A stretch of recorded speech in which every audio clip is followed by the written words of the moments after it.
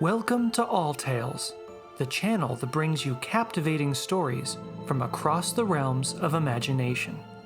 Today, we have a story with a magical twist about two children who stay up past bedtime. So sit back, relax, and let your mind wander as we enter the world of making time.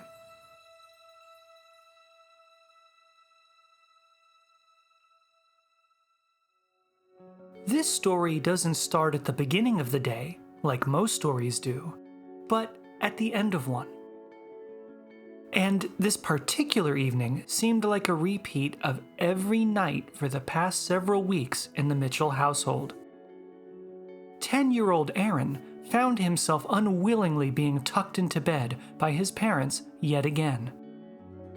Aaron was trying his best to shove the covers off, but his mother was just as determined to keep them on, and she was stronger too. Aaron knew he would lose this nightly skirmish, but he still protested loudly, not wanting to go to sleep when there was so much he still wanted to do.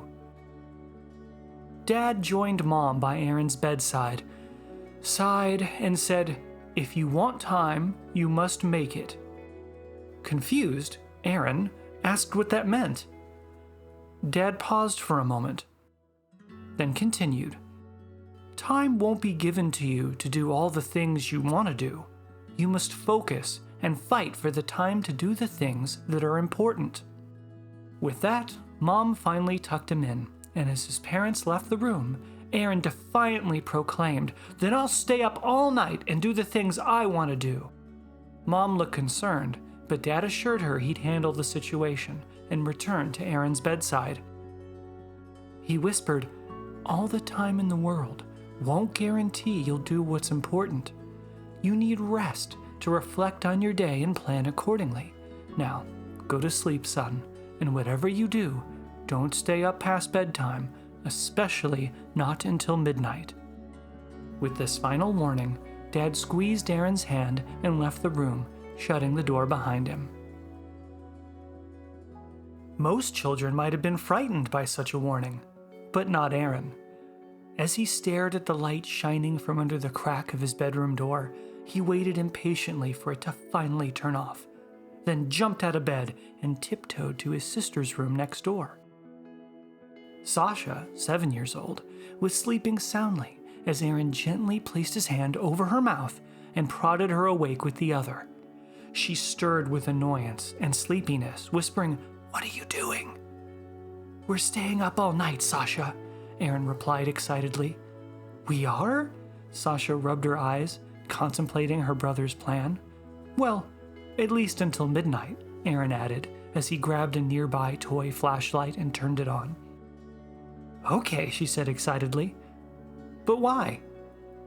"So we can play board games and eat snacks and play hide and seek and do all the other fun things we couldn't do today because of chores and boring family stuff," Aaron explained. Sasha was convinced. For the next several hours, the siblings quietly played games, snuck through the house, helped themselves to some cookies baked earlier that day, and even tickled their parents' feet while trying not to giggle so loud that it woke them up. Eventually, though, Sasha began to yawn, and Aaron's eyelids grew heavier by the minute.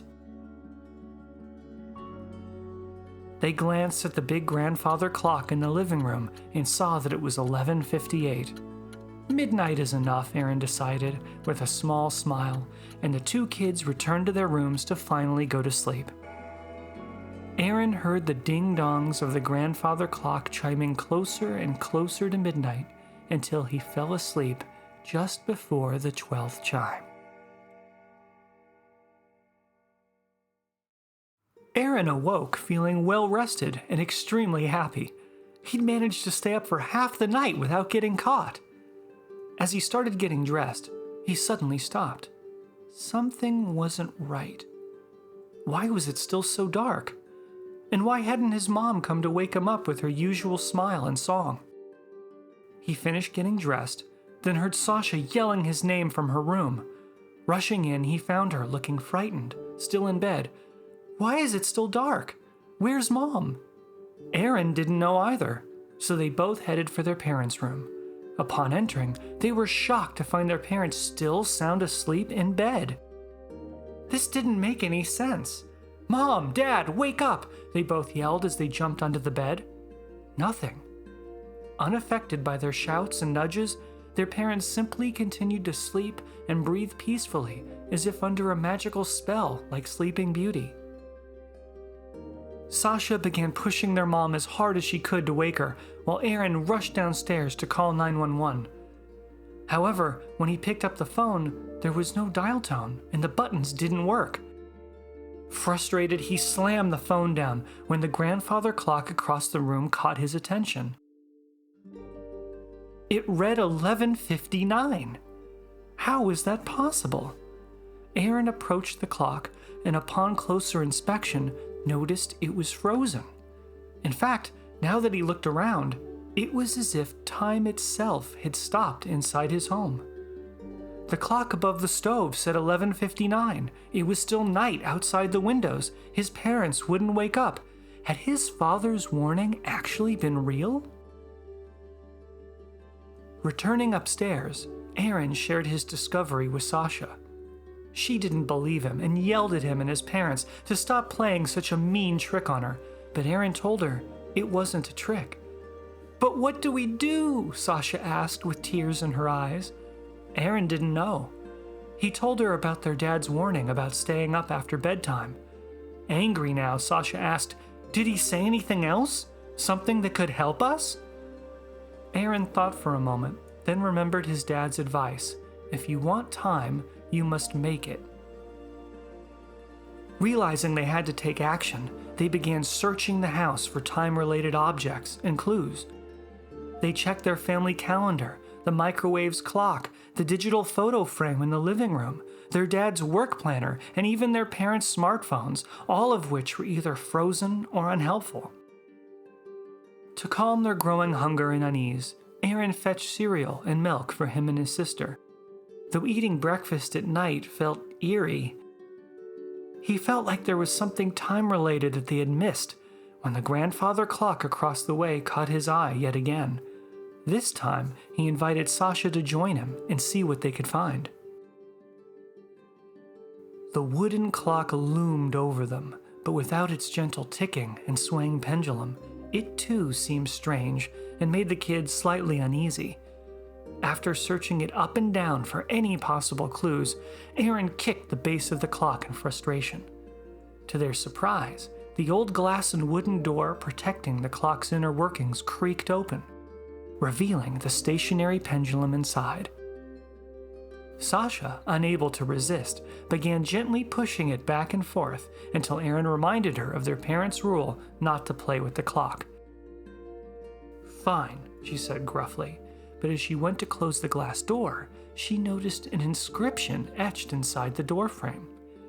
Reading it aloud, she said, "Embrace the present moment, for it holds the key to tomorrow." Finally, a clue! Aaron and Sasha were certain it would help them, but the meaning of the clue eluded them. Sasha suggested looking in the closet, where their parents sometimes hid their holiday presents. But nothing was there. No hidden presents or clues. And nothing else came to mind until Aaron realized that the present mentioned in the clue didn't refer to actual presents. "Sasha, hasn't Mom been working on a new photo album recently? Do you know where it is?" She nodded and quickly led Aaron to their parents' bedroom. They flipped through the pages of the album, only to find recent photos of birthdays, trips, and special events. Yet, at the very end, concealed among yet-to-be-placed photos, was an older picture of their father, much younger, sitting on an old wooden trunk and holding what appeared to be an ancient and ornate silver and stained glass key. "To the attic!" Aaron exclaimed as they rushed out of the room. The attic, creepy during the day, was downright spooky at night. But luckily, the siblings easily found the large wooden trunk from the picture, bathed in moonlight from a nearby window. The silver and stained glass key was already in the trunk's lock, and when they pulled, the lid opened easily. Finally, the answer to the riddle. But wait, the trunk was empty. Aaron looked at Sasha, who had tears in her eyes, and he realized he was close to joining her. What was the point of having a key if it didn't open something you needed? It was only then that Aaron noticed the odd angle of the key in the lock, and the moonlight's reflection through its unique stained glass, which marked a point on the old chest. The chest was indeed covered in intricate carvings of lines and shapes, almost like a maze. Aaron showed Sasha the beam of light, and she began tracing the intricate path it illuminated, leading to an hourglass-like shape on the trunk's backside. They looked at each other, then pressed the shape simultaneously. A mechanical whirring began with an assortment of ticks, tocks, and chimes as a hidden compartment was revealed. Inside lay a beautiful hourglass, emitting a soft, almost magical glow. Aaron carefully retrieved it, and Sasha asked, "What do we do now?" "I don't know," Aaron admitted, when suddenly a surge of energy and a brilliant light burst forth from the hourglass, bathing the room in a golden glow. The two children looked in astonishment as the moon rushed across the sky outside the attic window, quickly to be replaced by the rising sun. They had done it! They had restored the flow of time! Aaron placed the hourglass back in the secret compartment, which sealed shut as soon as he removed his hand. "Quick, let's get back to bed before Mom and Dad wake up and we get in trouble," he urged Sasha, who nodded and headed to her room.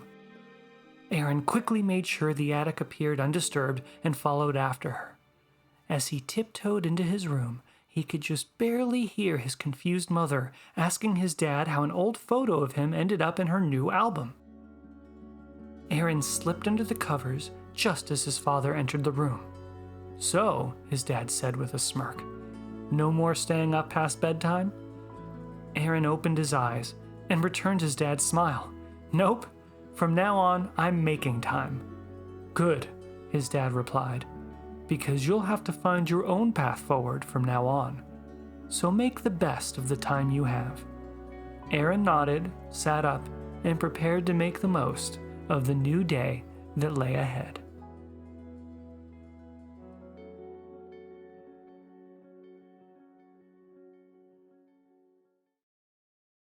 All Tales is an original series written and produced by Leo Bloom and Prati Soum, and is released bi-weekly. We hope you enjoyed our story. As we wrap up today's episode, don't forget about our special Hidden Object Challenge. In every episode, including this one, we've hidden a special object somewhere in the video. Can you spot it? Here's your clue. This object is famous for traveling, well, specifically driving, through time, and is featured in the Back to the Future trilogy.